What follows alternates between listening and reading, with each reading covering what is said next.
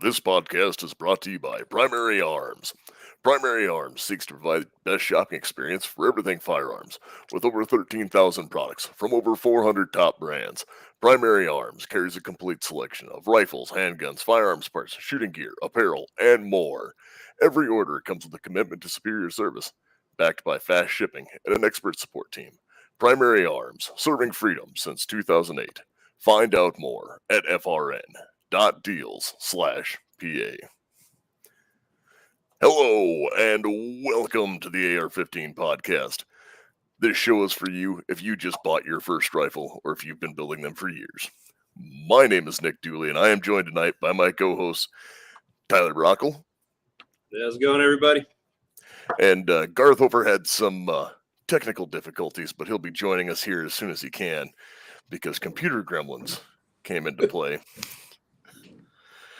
And we do have a very special guest tonight, and that is Matt from DRD Tactical.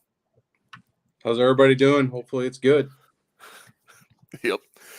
So while we're waiting for Garth to get here before we jump into the main topic, we will touch just a little bit on some of the news from this week for the people watching live. If you didn't know or had lived under a rock, there were some changes being brought by this administration, mainly in regards to 80% firearms. And, well, I know that somebody out there probably has. I have not read all 300 pages of the document, but I did bring it up and do a Control F for things I thought were important. Because if anything I've learned working for the government, it's Control F on all your documents. And the short answer to what they're doing is you can still build 80% firearms. You can. You just can't sell them. And we will have someone far smarter than me on to talk more about that in depth. But that is something we are aware of. We are going to talk about it more. But I am not a lawyer. Nothing I say is legal advice. And we will leave it at that for now. Should not be taken as such. Yes. My attorneys are always provided by the state. I don't know what that means.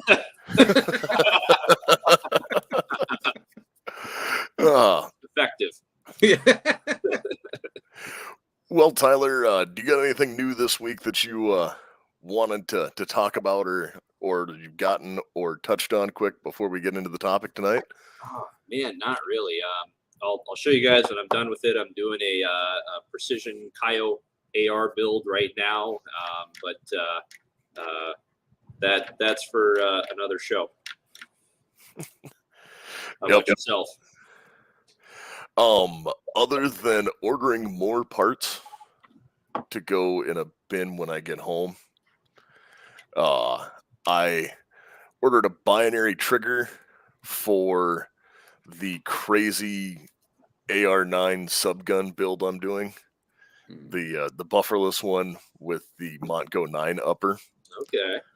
So that is going to sit on a AR-9 lower that takes CZ Scorpion mags. Yeah, that's right. I remember that. And since I'm doing that, I may as well make it, have a binary. That's right, because fuck your ammo budget. How about you, Garth? We're just getting into what we've gotten and things of that nature. I actually am pretty excited. I have a new upper that was sent to us through Primary Arms, and so now I have to do an AR build, and I think it is going to become my new designated 22 for competition. So, don't you hate when they force your hand like that? They did, and I was like, well, damn it, what am I going to do with it? And I was, well, hey, I can just turn that into a competition AR. So that's definitely what's going to happen. That happened to me once. I found a spare detent on my desk. Yeah. And then had to do a whole rifle. Well, yeah, I was there with it. What's that? You got to do something with it. I know. I can't just leave all those parts laying around. No, right? Never.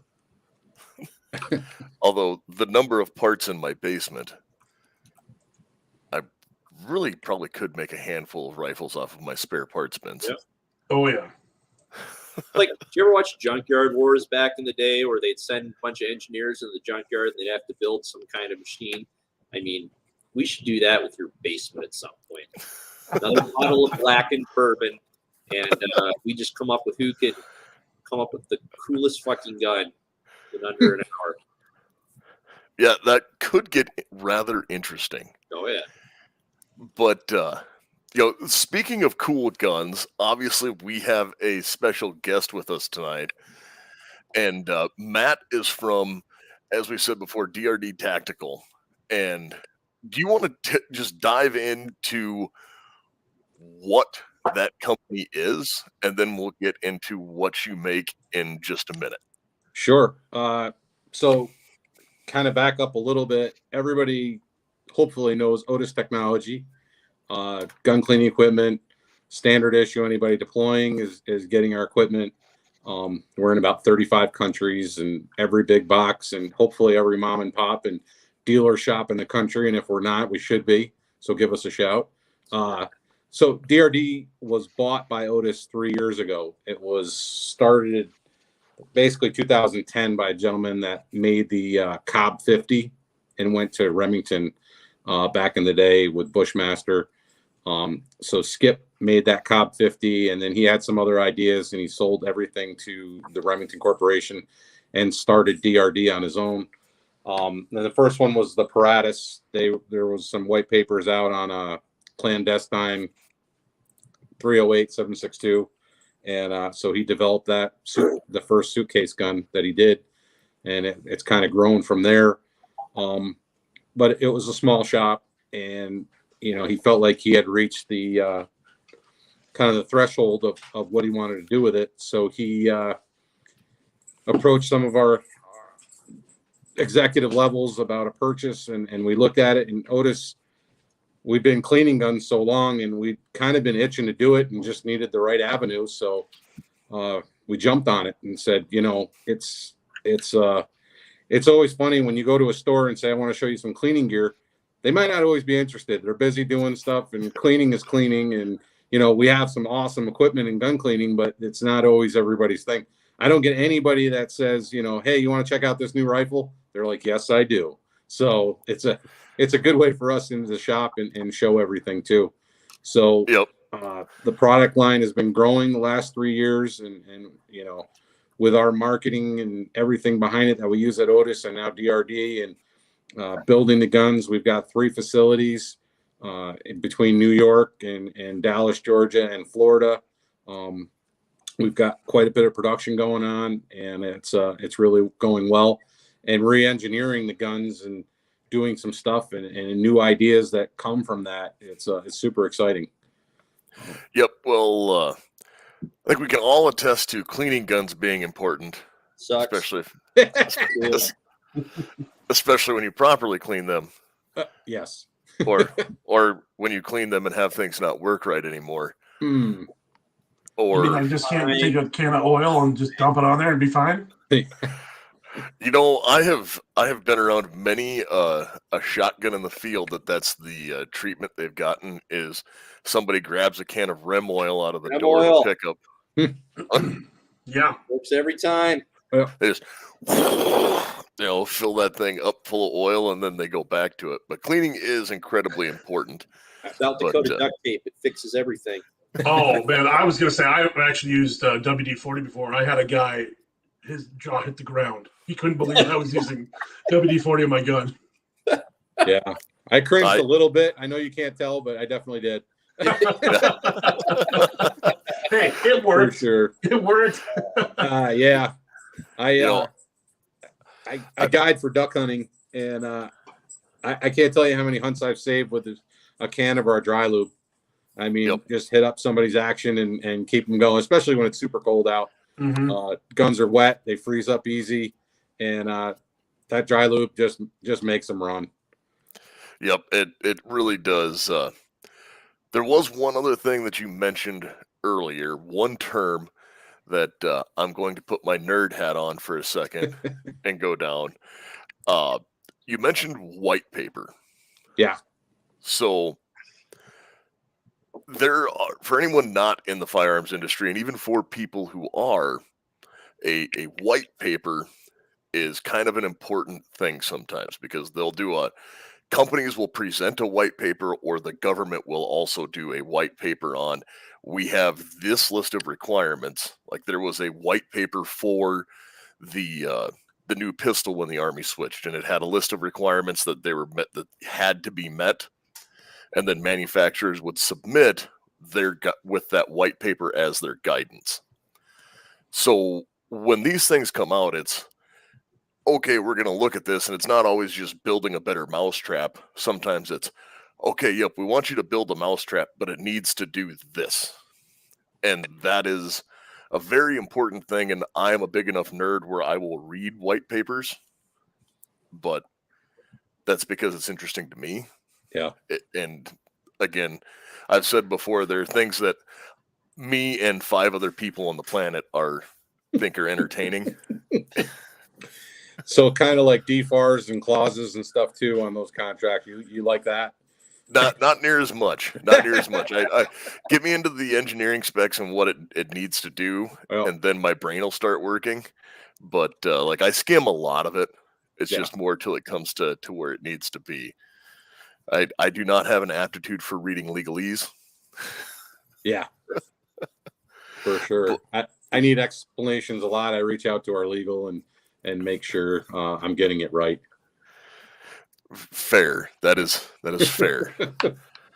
and I've been involved in projects that, you know, have come from white papers, and sometimes it's very you can get pretty creative with it. Like when they say a specification, they might intend, like they've written it with something in mind, right?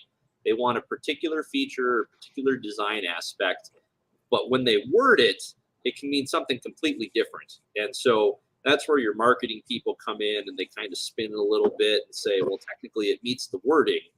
It's not our fault that it wasn't necessarily what you were thinking. And sometimes it works out, sometimes it doesn't.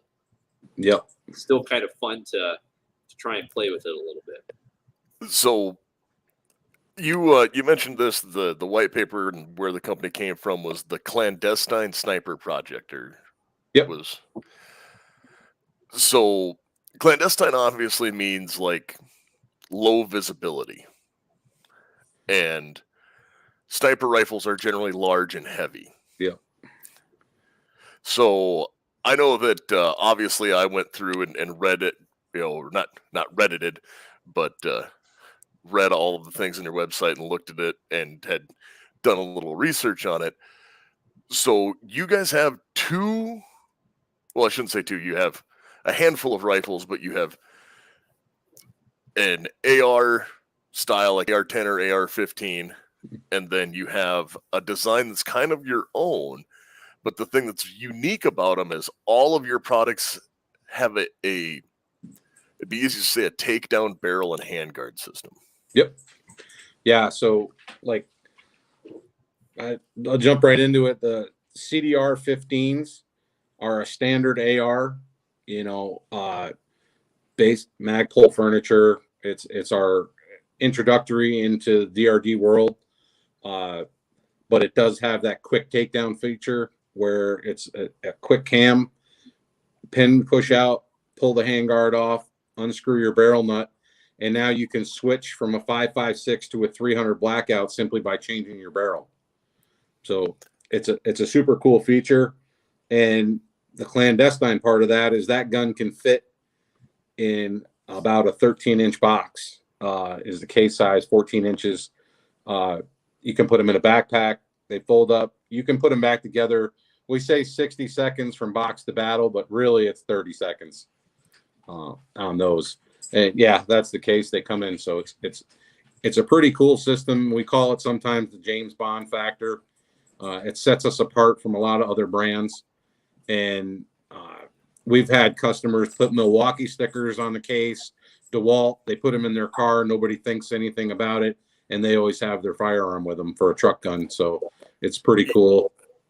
The thing about this is, like, you say the James Bond gun, and like, this is a briefcase gun that works because, like, what they did for the James Bond gun, where they did the HK MP5K in the briefcase handle, and then actually Ingram Arms did that with a Mac 10 as well.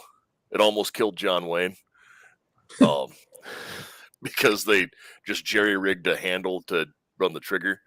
But that's a briefcase gun that actually works, because the other ones you're kind of just spraying and praying.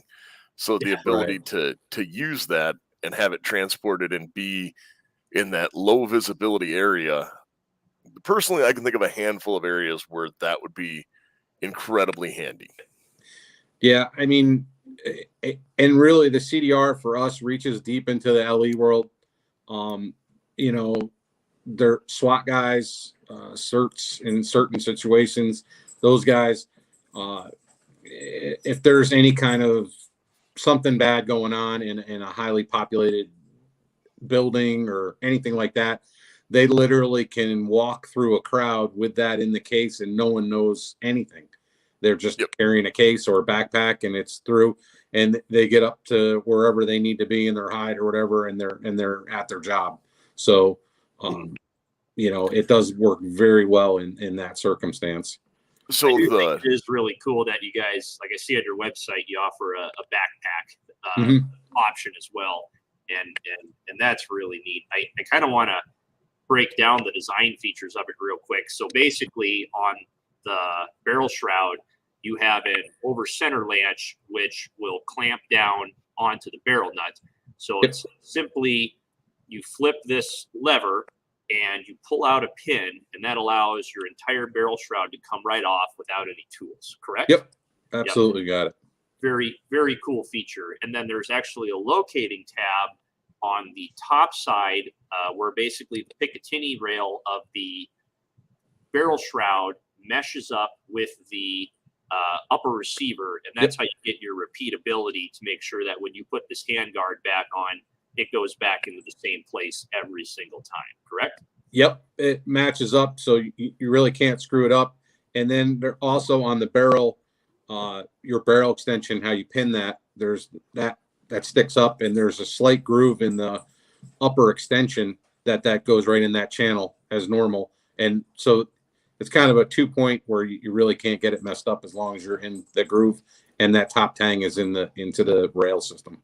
Okay, because that brought up the question that I was going to have is, anytime you do this where you have like a quick attach, especially with optics, the question always comes up as repeatability of zero. Does your zero change?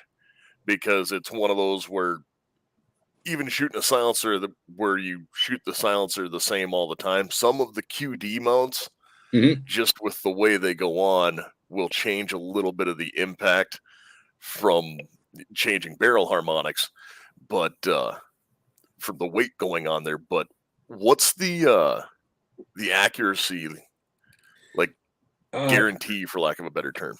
Yeah, so it's kind of a no pun intended loaded question, right? And we get that a lot from people, and most of the time I'll answer it as they shoot better than we can.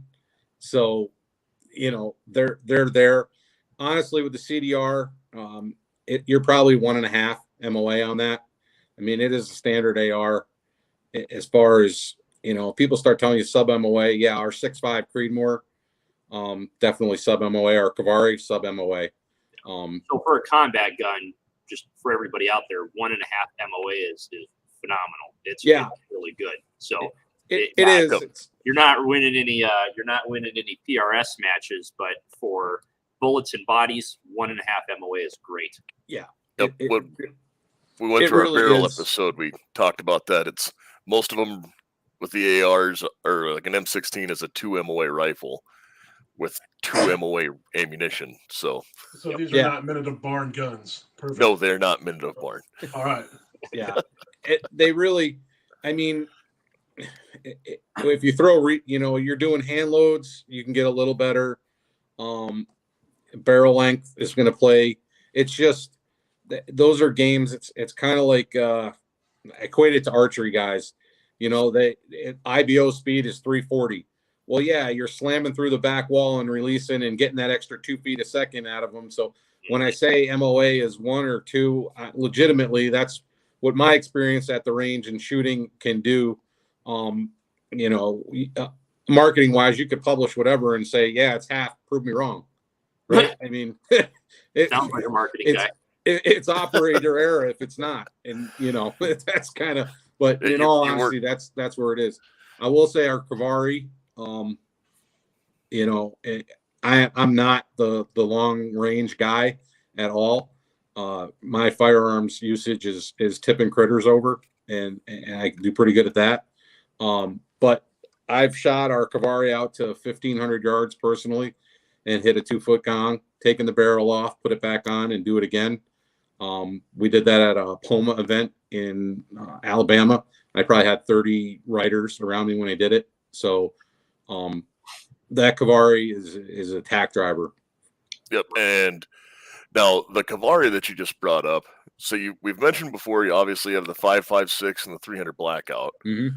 And then we said you had an AR-10 and you mentioned 6.5. And we Yep. talked about this Cavari, and Cavari is very interesting as that is a 338 Lapua AR. Yeah. There's not a lot of them out there like that.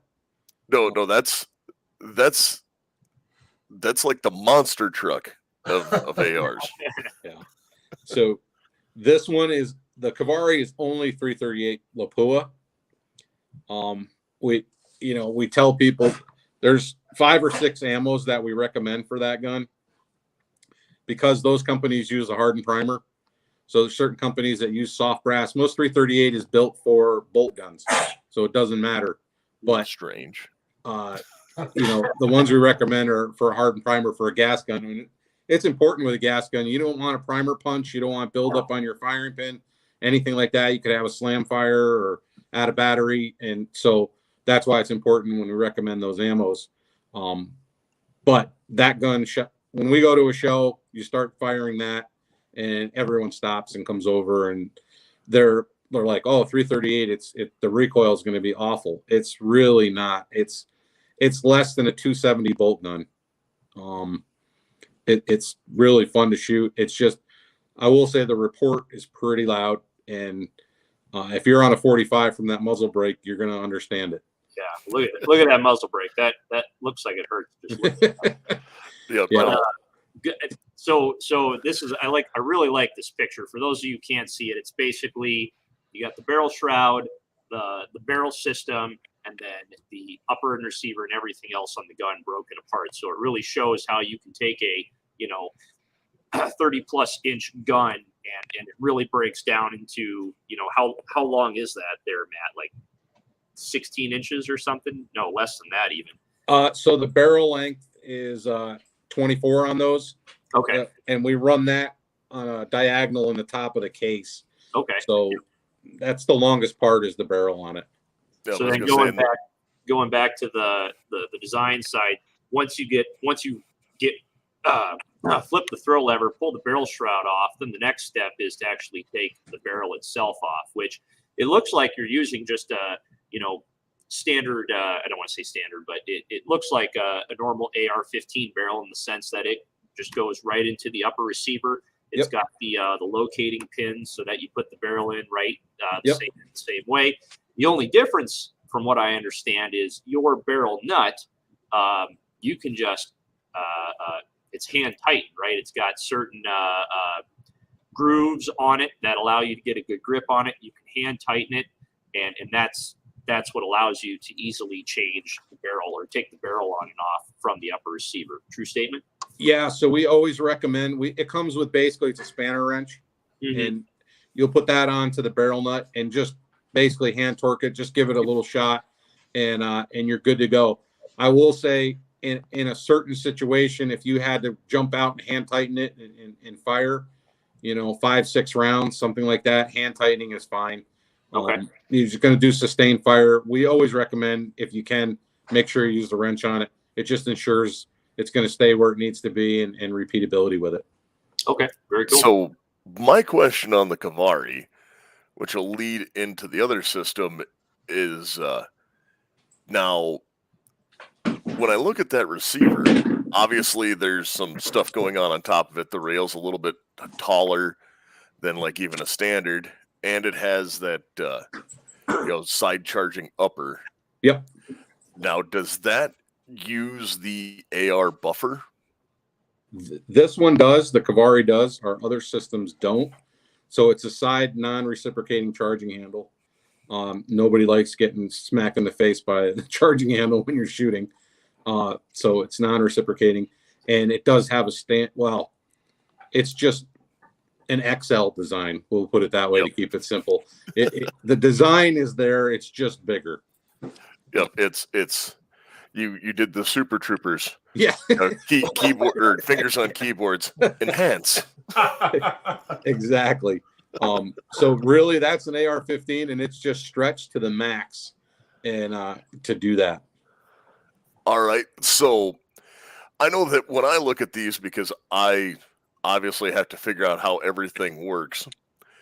When I flip through these, the one thing I think is important to mention is every single one of these pictures that I've looked at of the barrels.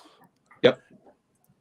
These are all direct impingement guns. So these are DI gas guns. They do have adjustable gas blocks on them. Mm-hmm.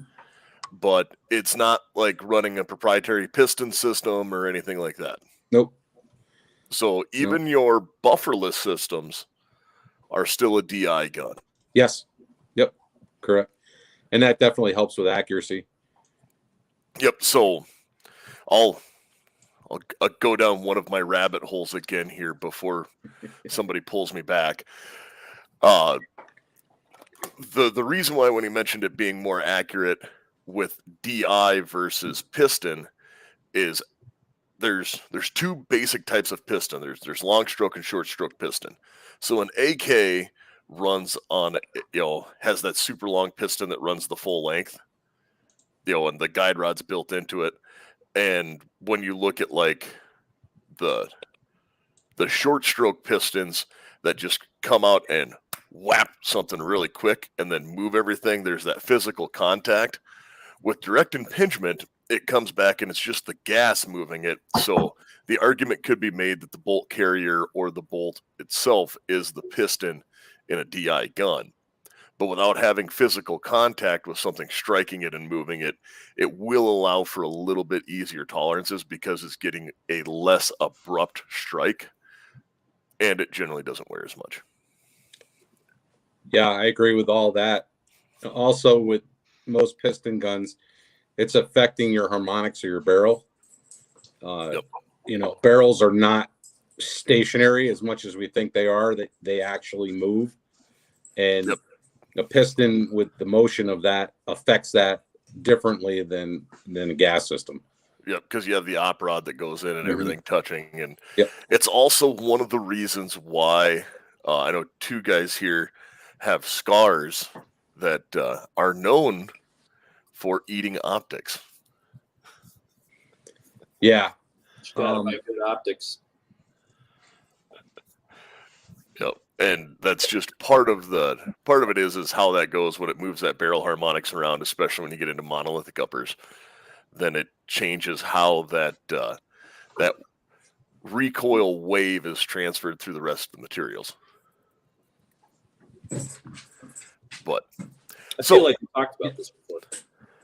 Strange we have. I'm sorry. I went down the rabbit hole again. So if we jump over to our Aptus or Paratus, to show people what that looks like, it looks very similar to what you were just mentioning.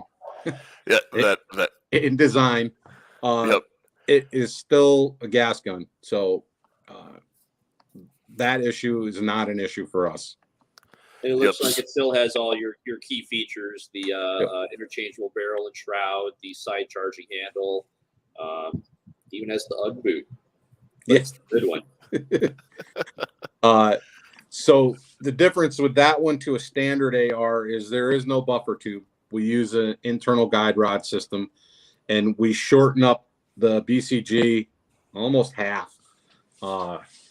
So it's all within the receiver instead of having to have a buffer system. And that way you can fold that stock and still run that gun, which is a huge advantage, especially in a CQB or anything like that in rooms. Keep it tight, keep it close, step out into a hallway, the stock comes back out, and now you have a stable platform for, longer ranges. So do you have like dual recoil springs in there, kind of like SIGs, or what? It's a single in that one. Okay. We do have some other designs, future state, that are coming with some different stuff, but that's a single spring. Right on. In that one. But it does use a standard bolt. It uses a standard firing pin. So we try to keep a lot of stuff standard just for people with parts and things that they can interchange. Obviously, our upper and lower are proprietary in that one, the design. We have to run that a little higher, the rail on the upper. To make room? To make room. Yep, you got it. Yep. That just makes sense to me. Yeah. But no, when I looked at those, I saw it and I went, that is definitely the Ugg boot. And it, the placement of everything, I went, and then I saw, I was like, that is still just a DI gun. Yep. So I got super curious because I instantly went, I need to figure out how this works. And drew a design on a napkin of how I thought it would work. How you thought it would work. I've got, I could pop. I've got an old Aptus here. This is an earlier gen. It's a pistol. I don't know if you guys can see it, but so literally you just pop your rear takedown pin. There's a takedown tab here. You can see that right here. Yep. So this is under spring tension because there's no buffer. You can fold this. There's no buffer tube or anything in there. Bring it back out. So you just have to keep your hand on that takedown tab. You simply pull out your guide rod with your spring.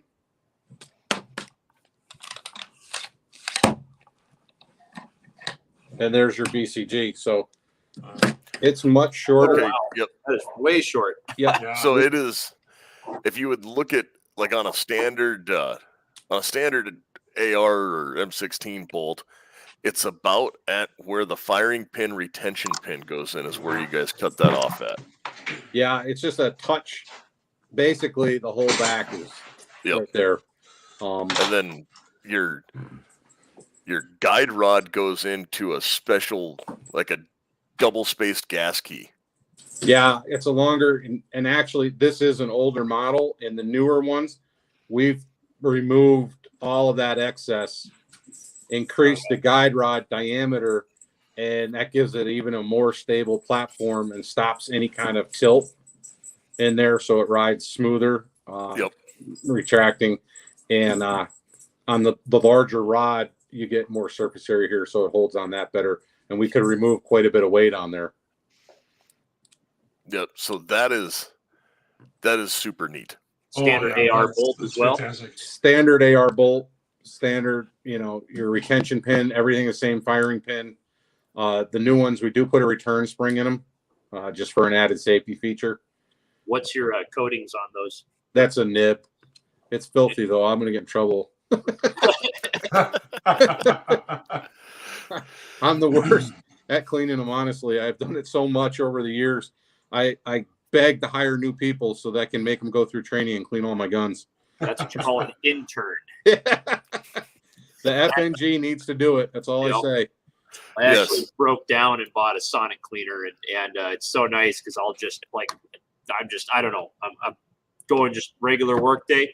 I'll just pop the stuff in the sonic cleaner without thinking about it. And the more I do that, it's great. Yeah, we have a couple in the shop, and it's funny you say that. We actually also produce, it's called our Oscar unit, which is a 1-cavity or 6-cavity suppressor cleaner.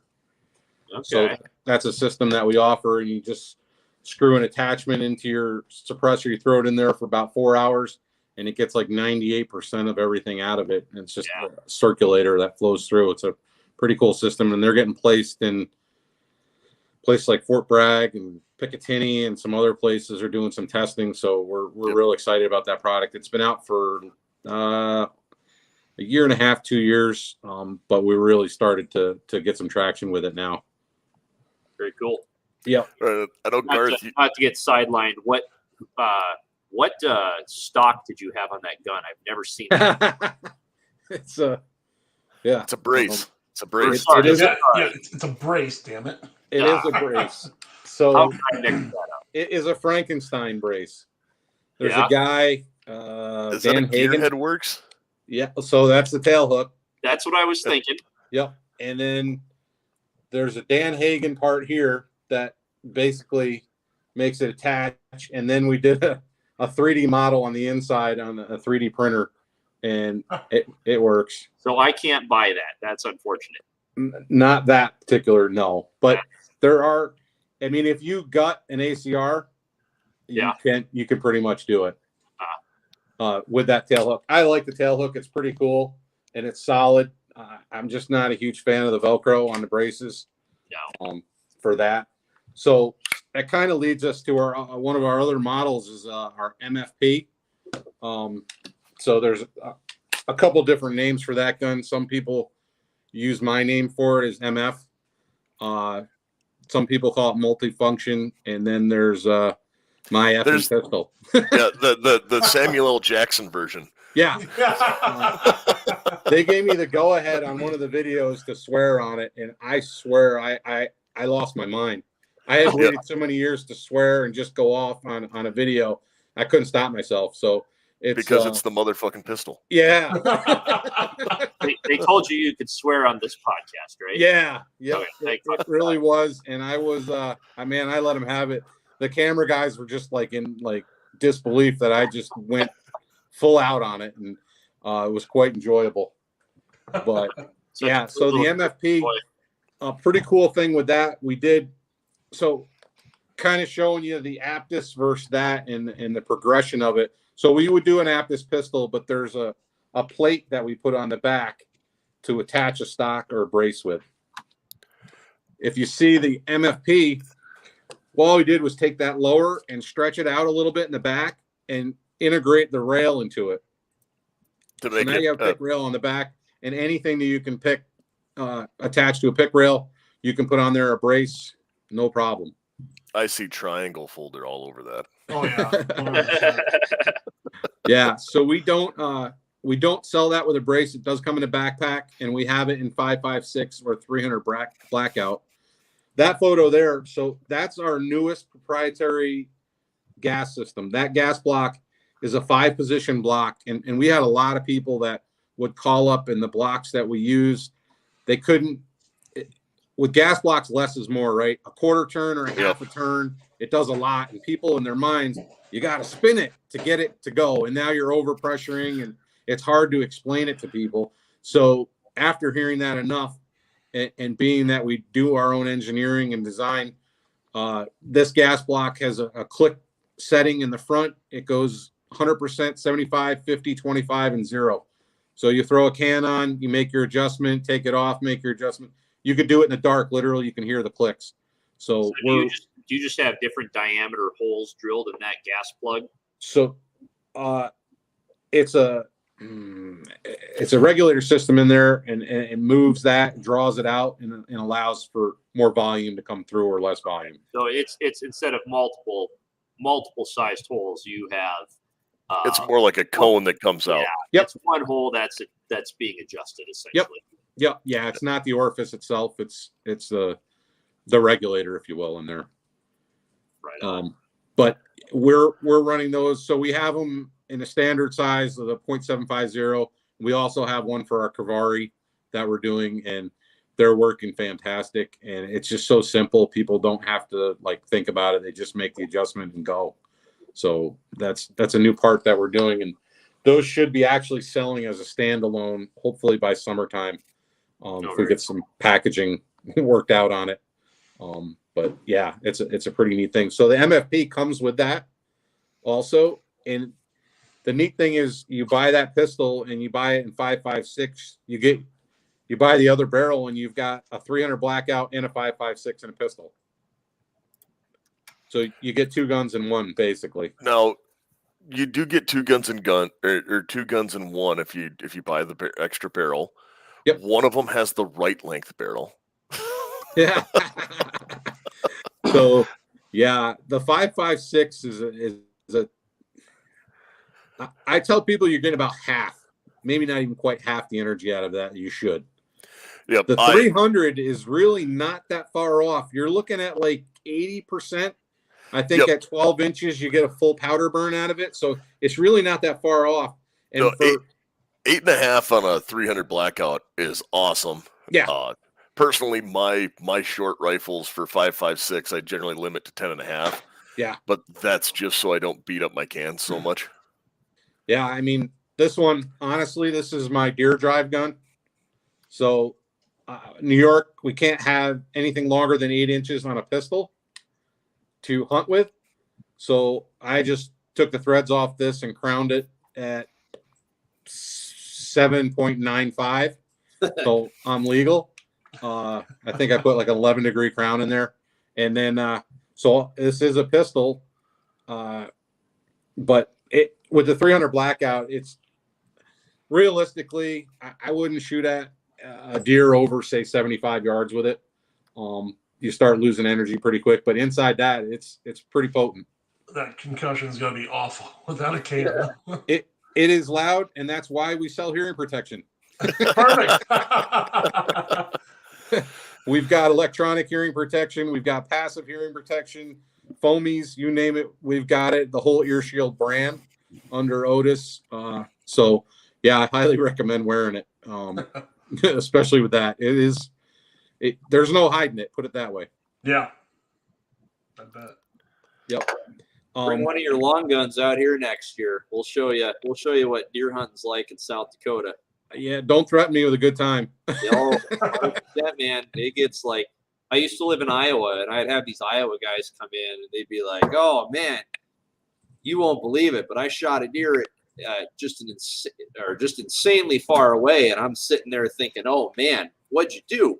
It's like had to have been at least 110, 120 yards. And I'm like, shit, we butt stroke him at that distance. And if you're not shooting here at 400 to 500 yards, you're not really trying out here. Yeah, I agree. I don't think I'd poke at one with this little Aptus at that far, but some of that's 6.5 Creedmoor and the Paratus I think would do the job for sure. Yeah, it's funny that you say that. I've hunted in my own little personal slam challenge. I've got 42 states I've hunted in and 7 provinces. So South Dakota's on my list to get out there. I've done North Dakota, but I haven't done South Dakota. So well, we got the land for you to come out and hunt. So Yeah, I mean, we might know it, guys. yeah, I like it. Yeah, that's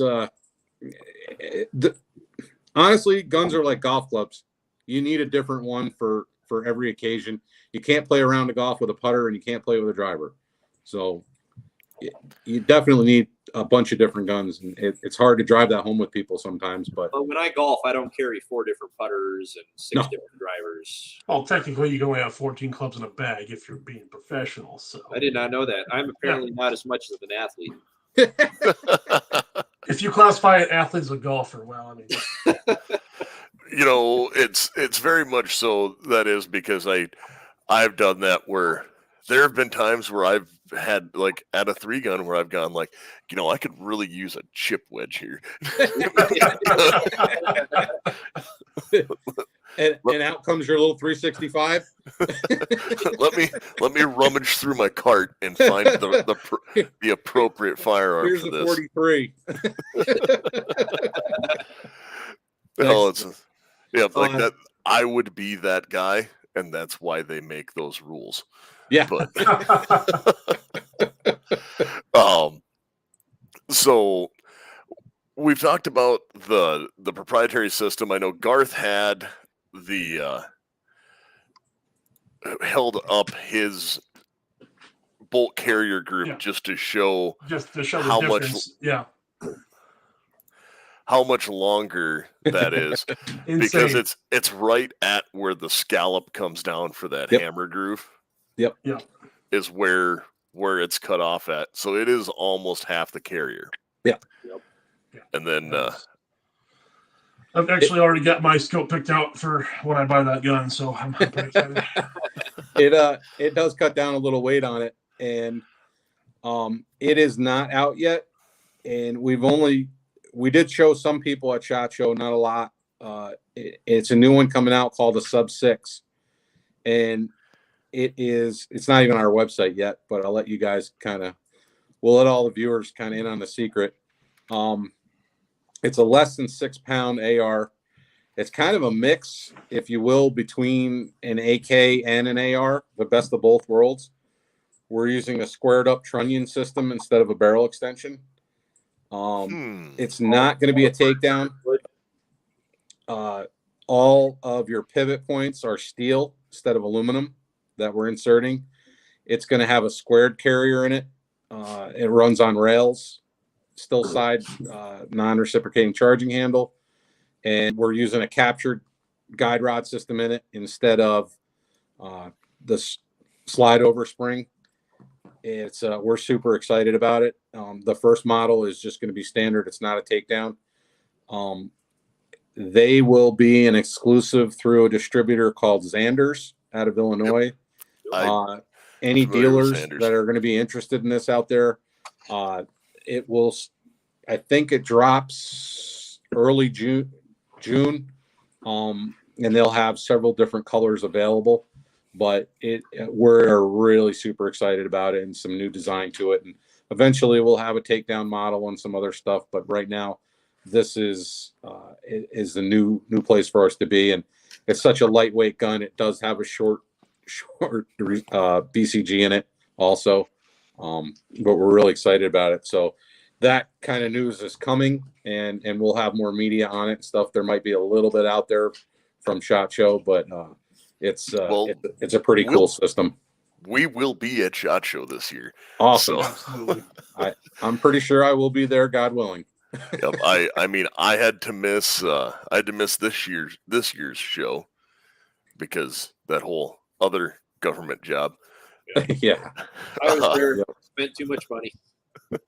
But so I have one thing that I have to ask about, because I see it caught my eye, and something else you guys offer for sale on your website.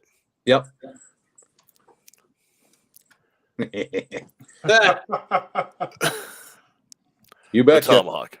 Mhm. What the hell is that made out of? 41.4. Okay, that's right Yep. there. That's supposed to street. Yep. So it's funny. We talk to people about this, and the big sell feature I always go to is, it's got a rubber coated handle in that with the paracord around it. So if you hit a cable or something, you won't get shocked. But it's just a mean device, and it's a heavy piece of steel. Yeah. And when the guys that come, like, I don't get nervous around guys about guns, and we could talk about that all day long. When a guy specifically comes over and is like, I want that combat Tomahawk that you have, I'm like, this dude's serious, and all bets are off. I'm like, whatever you need, sir, I can help you with, because it's a different fella right there that wants a Tomahawk. Well, I was going through and I was like, ooh. Yeah. Yep. New Tomahawk. What's this? Yeah. And we so every year for Otis and DRD, we have rep awards that we give out at SHOT Show, and we actually gave those out at the awards with their name and rep group involved, lasered into it. And those guys were so psyched. You could have gave them a big fat check, and they wanted that Tomahawk that way. They put it on their desk in a little holder, and it's pretty cool. And yeah, they're a nasty device. They just slam it down into the desk once. Yeah. Yep. When a buyer doesn't play fair, they just show them. well, the trick is to do that quick, like out the gate, so you establish dominance. Yeah. And then Yep, for sure. I watch a lot of the Viking shows on Netflix and Amazon and stuff, and I'm like, man, somehow I'd love to slip one of these in one of those shows they're filming and just use that one time and not tell anybody that's what they were doing. We've been in a bunch of movies with DRD. Fast and Furious's Polar. They use the 338 and Polar in the opening scene and a couple other ones. And we're always looking at that as pretty cool. But man, to get that tomahawk in something would be awesome. Yep. Hey, So I know we talked it a little bit off the air, but one of the things I think we passed over was your coatings on your weapons. Like they have such a cool, interesting, and unique look. What do you guys offer in terms of the coatings and colors, and what is it, et cetera? Give us the spiel there. Yeah, I mean, we do a black hard coat anodized, pretty standard across the industry. And then that one there is called our battle worn finish. It's a nib finish. It actually shows the machine marks. All of our lowers and uppers are, even the rails are, from billet. So it shows when the mill comes in and touches them. And that process actually brings out those marks in it. And if you were to take a black anodized gun and drag it behind your truck for a while and, picture that it was in combat and getting beat up, that's kind of what it looks like. And it's by far our most popular color. Everybody loves it. It's a hard finish on it. You can't damage it, even though it looks like it's damaged. And then in the Cavari, we also have a flat dark earth Cerakote finish on that. But the rest of them we just do in the battle worn and the black. Yep. And you said that was a nickel plating? Yeah. Yep. It's a nickel plating process that they do. It's a proprietary process that they have. So a little different than I think what people are used to seeing with the Cerakote, the anodizing, but it looks sweet, man. So it's would I be correct in assuming it's like what they would call a PVD, like the nickel boron when they do some of the nickel coatings? Yeah. Yep. And that's as close as you can get to it. Like on your BCGs, they have that coating. Yep. It's a little more gray to it, a little more pewterish look color to it. But it's the same kind of process as that. All right. And then now I'm going to ask one more question here. I know we talked a little bit because you said you had something with, that you guys had that would clean silencers and get into the chambers and whatnot. Yep. Is there any issue running these guns suppressed because of the takedown and everything like that? Just because the reason I ask is people look at it and go, okay, well, it has this lockup. Is that another place where I know it still screws in much like a standard barrel nut? There's no extra gas or escape places or anything like that. Yeah, it pulls in with that barrel nut tight.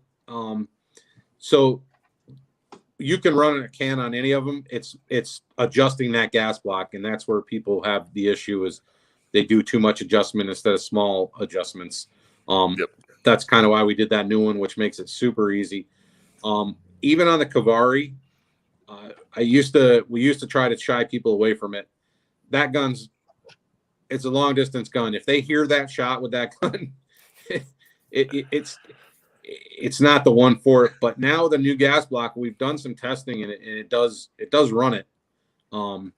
It's just an awful lot of back pressure you're playing with there, and especially in that particular round. All the other ones, though, it's not an issue. We always laugh about it, though. With we're in one of the states that you cannot have them, and people, it's a silencer. Well, why would you need that? It doesn't silence anything. It's still loud. It just helps save your ears or what left you have of them. I have some really nice attachments in my ears that the government paid for from shooting too much, and I now run silencers on everything. Yep. So. It's just safety wise, it's so much better. And, just certain states are behind the times, and, they think they saw a movie and somebody gets dusted with, oh, you didn't hear anything. It's just not, more civilized. Yeah. It's just not the case. So, or the poor animal can't hear it. So, it's not fair. It's not supposed to be fair. I'm trying to fill my freezer, say eat. Well, let's shoot prairie dogs, and it's just fun. Yeah, it's just funny to watch them just spring up in the air. I made a mistake, and I was in Montana. We tagged out early on mule deer and antelope, and the rancher said, "Hey, why don't we go to the prairie dog town?" And I had 4 boxes of 300 Weatherby mag with me, and I said, "I'll just go rack those up on some prairie dogs." And on the way back to the ranch that night, my arm really literally just was like hanging. And I was like, what is going on with my arm? Like I never had that. Like, and I looked, it was already all yellow. And I was like, oh my God. Yeah. So, Yep. but when you hit a prairie dog with a 300 Weatherby, it could be You the missed it. Olympics with some somersaults. Yeah, I grew up shooting 264 Win Mag, and so belted Magnum 6.5. Yeah. And Yep. It makes them dance. yes, Yep. I said before, it's like you hit one and suddenly there's 2 strips of bacon floating in the air. But, well, guys, do we have any other questions we have for Matt before we let him go? No, I'm just excited about the next gun I got to buy. There you go. Very cool stuff. I like all the Absolutely. features, all the finishes. It all comes together, and it just makes something that looks completely unique and kick-ass. We appreciate that very much. And thank you guys for having us on. We do it again sometime. We can dive a little deeper into the actual mechanics of all of them, or I can bring some samples out and start tearing them apart and showing you. Oh yes, we would. We'd love to have you guys on again, especially when you get into your new system that's coming out. Yeah, it's we're pretty excited about that one, and we'll have to have like you I guys said, that's going to be through Xander's, and so every dealer in the country, just call them up and set up with them, and they will be able to purchase that gun. Yep, and so that is exciting because Yeah. we use Xander's, but Yeah, they're great people there. It's a really good distributorship, and we have a great partnership with them. So we were happy to do this gun, the first iteration of it, and use them for it. So very cool partnership. We're excited about it. All right.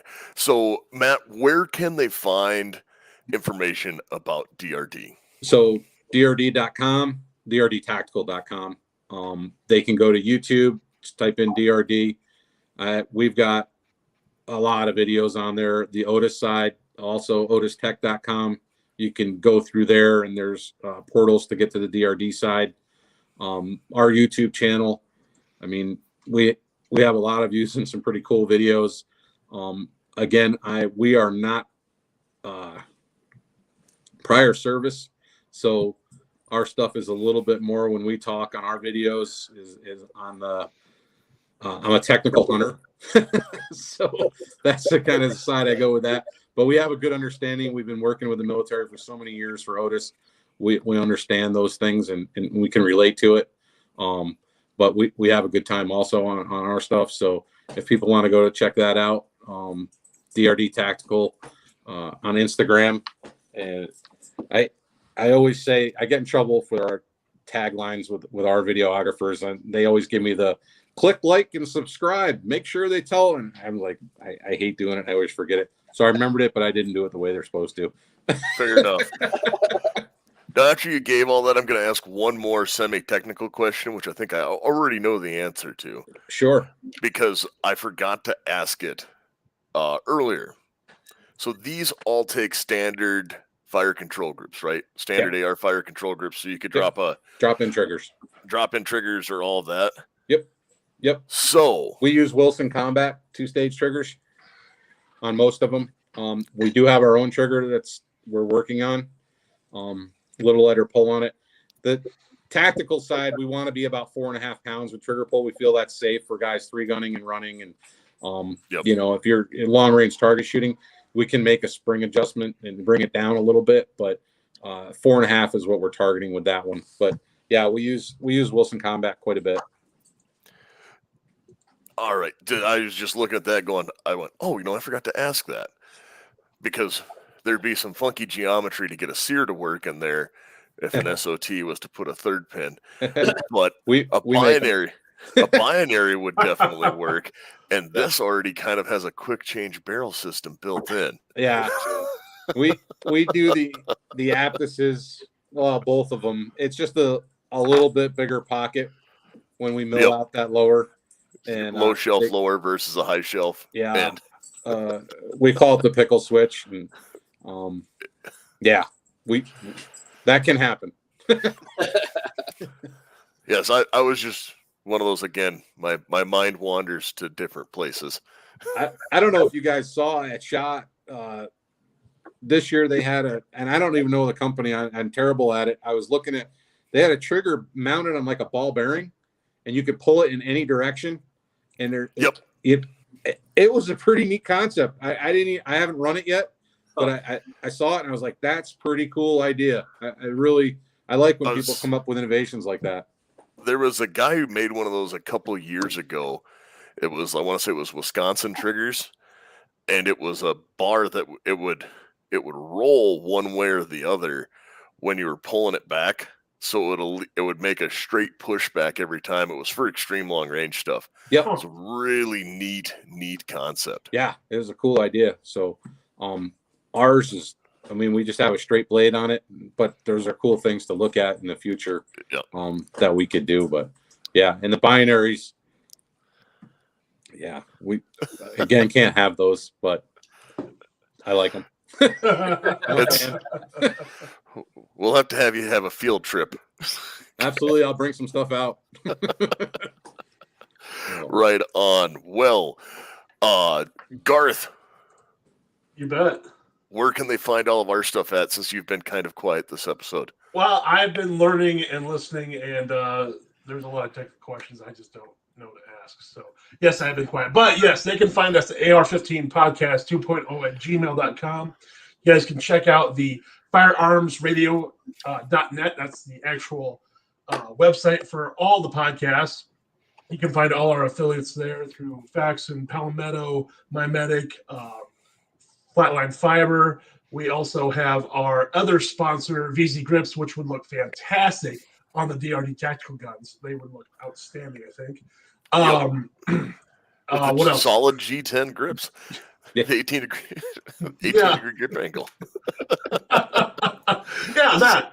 The one that the ad read I forgot to do. The ad read you forgot to do. Don't worry, I got you covered for all your mud, blood, and sweat and everything else you got in your grip when you're shooting commies. Or deer, since they're technical hunters. Yeah. So I guess we're on YouTube and Facebook. AR-15 Podcast 2.0. So. Awesome. And also don't forget Patriot Patch Company, patriotpatch.co. Get on your Patch of the Month club. I know that the rabbit on the Star Wars Speedster is the Patch of the Month. Yep, right there it is. I still got that one next to the desk. Oh, very cool. Yeah. Yep. That is the Patch of the Month this month. Tyler, you got anything you want to add? Yes. So check it out. There is a new Facebook group out there that we may or may not be a part of called South Dakota Pew Pew. The main idea of the group was to create a page for firearms entertainment, Second Amendment news, gear swap, information on local shooting matches, all while promoting South Dakota firearms businesses, to include the AR-15 podcast. And now, just because it says South Dakota doesn't mean that you can't join, even if you don't live here, or that there isn't any relevant entertainment, regardless of where you're located. We're all part of the same firearms family. So if you like to stay up to date on a lot of the hot firearm topics, politically incorrect memes, or crude military humor, this is definitely the group for you. And again, that's South Dakota Pew Pew on Facebook. Absolutely. That group will have crude humor, inappropriate language, and political views you may not necessarily associate with. No place to wear. But if you don't agree with them, you shouldn't watch. Is that what we're saying? Oh, no, watch. Just don't get pissed off when you get offended. Expect it. Yeah. Yes, it's one of those where you walk in knowing you're going to see something that will greatly disturb you. Yeah. Those are my favorite. It's my reading material on the John every day. Because just when I think I've seen all the gun memes, oh my God, there's some fucked up ones out there. I love it. Yep. And no one goes as dark as military people. But with that, well, I have nothing else to say. Well, I appreciate you guys having me on very much. Yep. Yeah, thanks so much absolutely. for coming on. We'll definitely have to have you on again. Absolutely. Yeah. And yep, good time. so with that, you folks out there, stay safe, and stay armed.